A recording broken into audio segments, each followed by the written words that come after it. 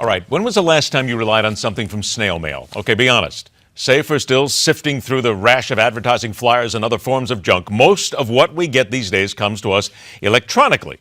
This means the U.S. Postal Service should be working less and thus using less of our taxpayer dollars. Makes sense, right? You're thinking of Washington and cents, okay? Welcome back to MidPoint. The Vice President of Policy and Communications for Citizens Against Government Waste, Leslie Paige. Leslie, when was the last time you got a letter? When was the last time you sent a letter? Oh, I don't send letters anymore, but I do send cards, and I am also a periodical addict, so I will get tons of magazines. That's kind of where it's going, advertising mail and periodical mail and parcels and that sort of thing. But yeah, the Postal Service has been on the verge, on the precipice of a fiscal crisis, and they're sort of hovering right there at the cliff of a fiscal crisis for quite a few years now.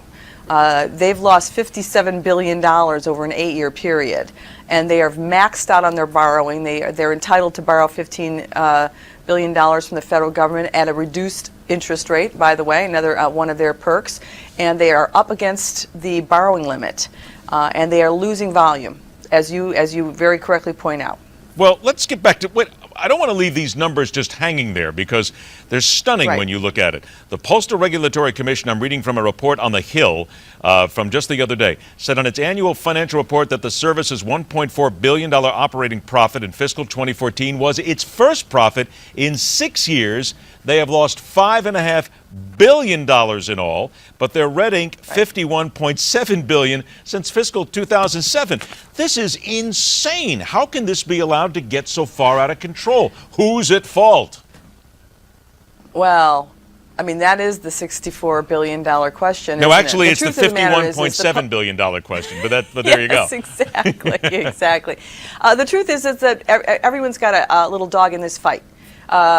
Congress itself has been very dilatory in moving reform forward. We need to do postal reform. That's going to have to happen. The big fights are over how that happens. Do we want to, as Citizens Against Government Waste would say, we should? Do we want to shrink the Postal Service and right-size it to meet its current volume demands, which are constantly shrinking? They've lost 26% of their volume over the last 6 years or 7 years or 8 years, and they're going to continue to lose more. That trend is not going to change. And the more often they raise their stamp prices, the faster that cycle goes because more people start to deviate off to electronic mail.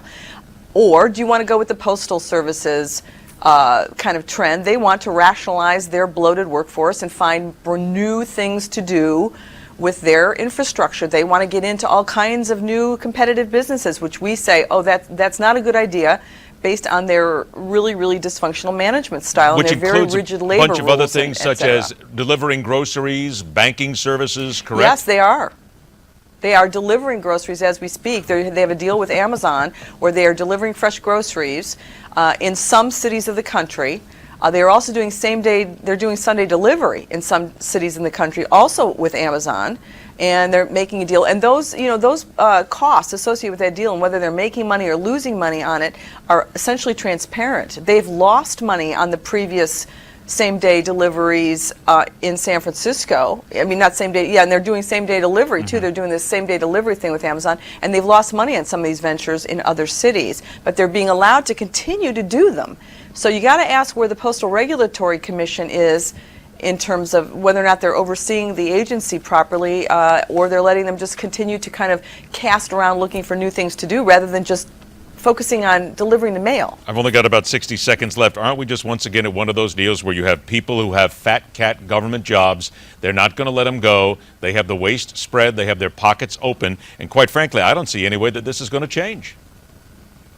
Well, keep in mind, they do have a subsidy. They are subsidized in the sense that they get special privileges. So it depends on a report came out last week that says that they've got an $18 billion annual subsidy because of who they are. They've got a lot of exemptions, a lot of special privileges. So we need to start looking at this in a very holistic way.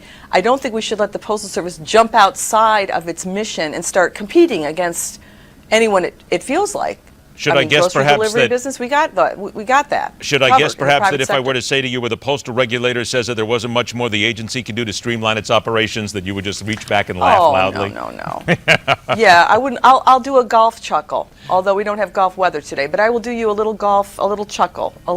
Very nice. Not a guffaw, It- but it's close. No, I was thinking of an outright screaming laugh, but that's another story altogether. By the way, everybody, the website, Don't provoke me. CAGW.org, Citizens Against Government Waste. We do it every week. We're proud to do it. Leslie, Paige, thanks for joining us. Have a great holiday weekend, and I hope your I sure golf will. game gets better, too. Take care. MidPoint continues.